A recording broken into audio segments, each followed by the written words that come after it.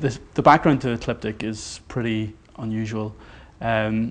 People, I suppose, would expect, because we do iPhone apps and Android apps and build apps for mobile devices, that you'd expect us all to come from computer science backgrounds, programming, all that sort of stuff. And we didn't really. I started my undergrad in music, music composition, so I was writing music with pen and paper on scores for orchestras and all that sort of stuff.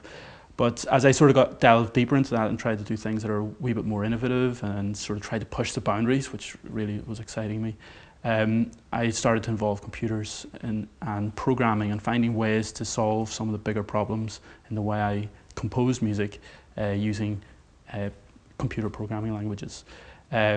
So this sort of evolved. I ended up in Paris studying for a few semesters in Paris Conservatoire, and it was again quite a traditional school, but they were Paris is traditionally where a lot of computer music really emerged from, and I ended up sort of getting deeper and deeper into this world of computer music, and eventually decided that is what I wanted to do for my PhD.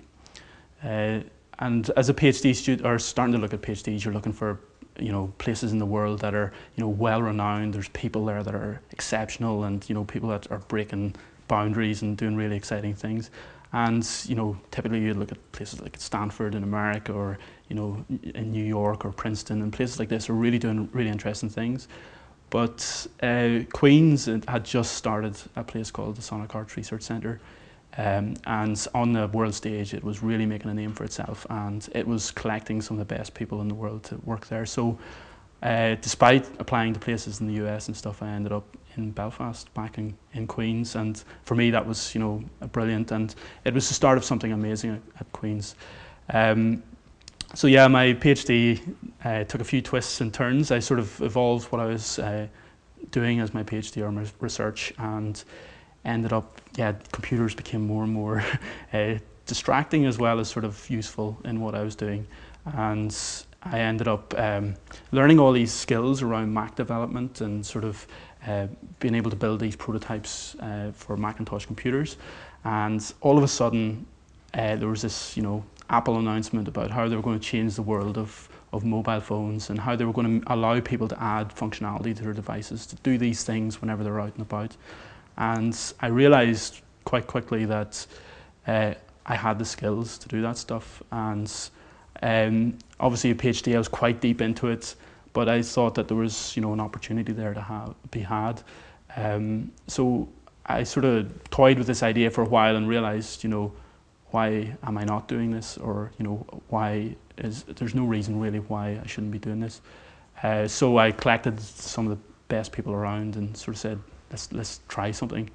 And it sort of points out that there's quite a low barrier to entry to these things. People think that starting up a company or doing something is a big hurdle, whereas it's really something you might as well just try and get on with it. Ecliptic sort of pottered along for a few months. We sort of tried things. We were a bit sort of cautious about sort of our other commitments with degrees and work and all that sort of stuff. But we ended up in July of 2009 really kicking off Ecliptic, and we got some pretty amazing clients, and we started building apps, and we're starting to make money from that, and we were doing things that were very, very diverse. We were doing different sectors, different types of technology and all that sort of stuff. So for us it was starting to tick a lot of really interesting boxes, and we were just finding that it was really fun. So basically my PhD ended up being put on hold because I thought I could balance the two things, but I've no regrets about that. I think all those things in my career so far were stepping stones to where I am now and where Ecliptic is now, and I think it's given really unique insight or perspective to the way a company can be run in technology.